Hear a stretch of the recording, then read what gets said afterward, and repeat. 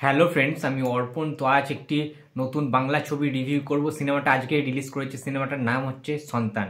এই সিনেমার পরিচালক রাজ চক্রবর্তী। বেশ কিছুদিন ধরে পোকিং হচ্ছিল, জোকিং হচ্ছিল, বিভিন্ন কন্ট্রোভার্সিয়াল জায়গায় জড়িয়ে পড়ছিল রাজ চক্রবর্তী ভার্সেস খাদান। তো এই জিনিসগুলো fans club to fans club এটা হতেই পারে। ফ্যান্সদের কাটাছেড়া বিভিন্ন রকমভাবে আমরাও জড়িয়ে পড়েছিলাম, ইউটিউবার রিভিউয়াররা। সো সব কিছু শেষ। আজকে সিনেমাটা ইনফ্যাক্ট দেখে ফিরেছি। কেমন লাগলো সিনেমাটা রিভিউ করবো আজ। একদম অনেস্ট পিওর রিভিউ হবে এই রিভিউটা। কোনো রকম স্পয়লার দেওয়ার আমি চেষ্টা করছি না এই ভিডিওতে। সো সিনেমাটা দেখা উচিত। একটা কথাই বলবো, লাস্ট 15 থেকে 20 মিনিট কি 25 মিনিটের মতো ওই যে স্প্যানটা, ওই যে সময়টা, আপনারা হলে ঢোকার সময় একটা টিস্যু পেপার কিংবা রুমাল টাইপের কিছু নিয়ে ঢুকবেন, কারণ চোখটা আপনার ভিজে যাবে অটোমেটিকলি। আমি সত্যি বলছি, এখনো অবধি ঘোরের মধ্যে রয়েছে একটা, যে রাজ চক্রবর্তী ভাই সব পারেন।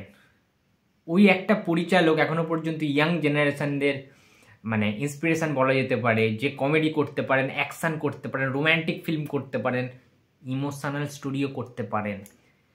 সন্তান সিনেমাটা it's not a art film, not a family drama. Santan film is a full commercial package, full commercial movie, যেখানে ইমোশন রয়েছে, ঠিক আছে, ভালো ভালো কিছু গান রয়েছে, ঠিক আছে, অভিনয় রয়েছে, খুব ভালো মানের অভিনয় রয়েছে, ঠিক আছে।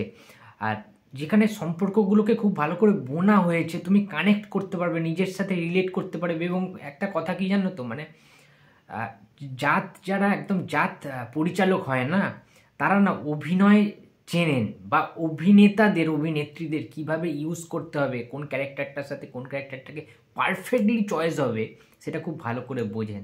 এই ধরুন মিঠুন চক্রবর্তী, আমাদের লেজেন্ড, কিংবদন্তি, জীবন্ত কিংবদন্তি। সেই মিঠুন চক্রবর্তীকে যে রোলেই যে পরিচালকই দেন তিনি ফাটিয়ে অভিনয় করেন, বাট সেই অভিনয়টার মধ্যে না একটা সত্যি ছিল। আমি কি বলছি আশা করছি তোমরা বুঝতে পারছো, যে একটা পিতা, একটা বাবা, একটা গার্জিয়ান তার ছোট ছোট কোনো কথায়, তার সন্তানদের কথায় কিভাবে সে রিয়্যাক্ট করে ওঠে, কীভাবে সে হার্ট হয়, তার ওয়াইফের বিরুদ্ধে কোনো কিছু হলে সে সহ্য করতে পারে না, kind of Raj Chakraborty flavour. Raj Chakraborty নিজের সন্তানের থেকে নিজের ওয়াইফকে বেশি প্রায়োরিটি দেয়, আমরা সেটা জানি, রাজ চক্রবর্তীর ইন্টারভিউতে আমরা দেখেছি। ঠিক সেই রকমভাবেই সেই জিনিসটাকে এতভাবে করা হচ্ছে। এবং যদি একটা সন্তানের বাবা খারাপ হয়, খারাপ প্রকৃতির হয়, খারাপ ক্যারেক্টারের হয়, তার কাজকর্ম খারাপ হয়, তার বিহেভিয়ার খারাপ হয়, সেইভাবে বড় হয়ে ওঠা হয়, তাহলে তার যে সন্তান, সেটা তো তার বাবার দেখে সেটাই শিখবে পরবর্তীকালে। সেখান থেকে একটা অন্যরকম ইস্যু হচ্ছে, অন্যরকম একটা অতিবাহিত হচ্ছে, অন্যরকম একটা ওয়ে বেরিয়ে যাচ্ছে, 2 ওয়ে রাস্তা হয়ে যাচ্ছে 1 ওয়ে থেকে।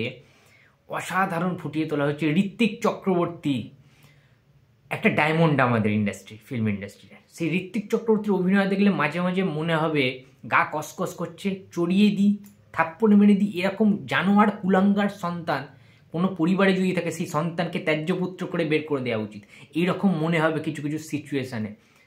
মানে নেগেটিভ সেটসটাকে এত সুন্দর করে ডেভেলপ করেছেন, ফুটিয়ে তুলেছেন ঋত্বিক চক্রবর্তী। ও মাই গড। আবার কিছু কিছু ইমোশনাল দৃশ্য রয়েছে, ঋত্বিক চক্রবর্তী কীভাবে চেঞ্জ করতে পারেন, তার ক্যারেক্টারটাকে ভাঙতে পারেন অন্য রকম শেডস তার সন্তানের সাথে। মানে এখানে না জেনারেশান দেখানো হচ্ছে, 3টে জেনারেশানের কীভাবে ফ্যামিলিতে ভাঙন ধরে, কিংবা মানে কি বলবো, মানে বাবা মায়ের ওপরে সন্তান নয়, সন্তানের ওপরে বাবা মা। এটা মানে আমার না কিছু বলার ভাষা নেই বন্ধুরা, বিশ্বাস করো। মানে সন্তান সিনেমাটা সত্যি কথা সবার দেখা উচিত, সবার। এই না যে খালি প্রবীণরা যাবে, বয়স্করা যাবে, ফ্যামিলি নিয়ে যাবে, বয়স্ক মহিলারা, বুড়োরা, বুড়িরা, এরকম না। বিষয়টা হচ্ছে সন্তান সমস্ত ইয়াং জেনারেশনে যাওয়া উচিত, বাচ্চা থেকে বড়, 8 থেকে 80 সবার সন্তান সিনেমাটা দেখা উচিত। তারা কিছু বুঝবে, তারা উপলব্ধি করবে মন থেকে, তারা কিছু নিয়ে, কিছু অ্যাবজর্ব করে তারা বাড়িতে ফিরতে পারবে। শিক্ষণীয় অনেক জিনিস রয়েছে সন্তান সিনেমাটার মধ্যে। তাই জন্য মোস্ট ইম্পর্টেন্টলি 8 থেকে 80 প্রত্যেকটা অডিয়েন্সের, প্রত্যেকটা দর্শকদের রাজ চক্রবর্তী পরিচালিত এই সন্তান সিনেমাটি নিকটবর্তী প্রেক্ষাগৃহে গিয়ে দেখা উচিত। এটা আমি মনে করি, এটা আমি বিশ্বাস করি। এটা তোমরা সত্যি কথা বলছি, প্রচণ্ড ইমোশনাল হয়ে যাবে, প্রচণ্ডভাবে তোমরা ফিল করতে পারো ভেতর দেখতে। আমি তো সিনেমাটা দেখতে দেখতে নিজের অনেক কিছু খারাপ গুণই খুঁজে পেয়েছি এখানে। ঋত্বিক চক্রবর্তীর সাথে আমার নিজের গুণ খুঁজে পেয়েছি, মিঠুন চক্রবর্তীর সাথে আমার বাবার অনেক মিল খুঁজে পেয়েছি ইনফ্যাক্ট। দৈনন্দিন জীবনে ঘটে যাওয়া ছোট ছোট মুহূর্তগুলো, কতই না ভুল কথা বলেছি, কতই না খারাপ কথা বলে ফেলেছি তাদেরকে, একবারও ভাবিনি যে তারা হার্ট হচ্ছে কিনা, তারা মনের দিক থেকে কতটা কষ্ট পাচ্ছে আমার এই কথাটায়, তারা কি অ্যাকসেপ্ট করতে পারছে আমার এই ব্যবহারগুলো, কথাগুলো।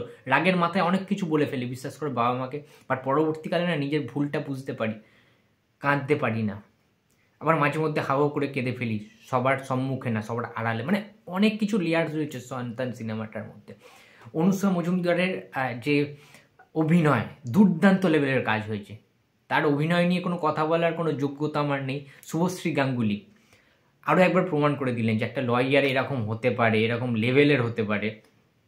সব কিছু টোটাল যদি আমি বিবেচনা করি, সন্তান সিনেমাটাকে আমি 5-এর মধ্যে 4 তো অবশ্যই দেবো আমি সন্তান সিনেমাটাকে, ঠিক আছে, রেটিং হিসাবে। তো আমার খুব ভালো লেগেছে সন্তান সিনেমাটা। রাজ চক্রবর্তী সব কিছু পারেন, সমস্ত কিছু পারেন এবং প্রমাণ হয়ে গেল সন্তান সিনেমাটায়। তোমরা যারা যারা সন্তান সিনেমাটা এখনও দেখোনি, প্লিজ যাও তোমাদের কাছের সিনেমা হলে দেখো সিনেমাটা, খুব ভালো লাগবে। এবং যেটা বললাম, একটা রুমাল অথবা টিস্যু পেপার নিয়ে ঢুকবে, চোখের জল আসবেই অটোমেটিকলি, জোর করে চোখের জল আনতে হবে না এখানে, ঠিক আছে। ভেতর দিক থেকে ভাববে, মনের দিক থেকে অনেক কিছু নিয়ে সিনেমা হল থেকে বেরোবে, বস এইটুখানি বলতে পারি। তো ভালো থেকো, সুস্থ থেকো, টাটা, নেক্সট কোনো ভিডিওতে দেখা হচ্ছে।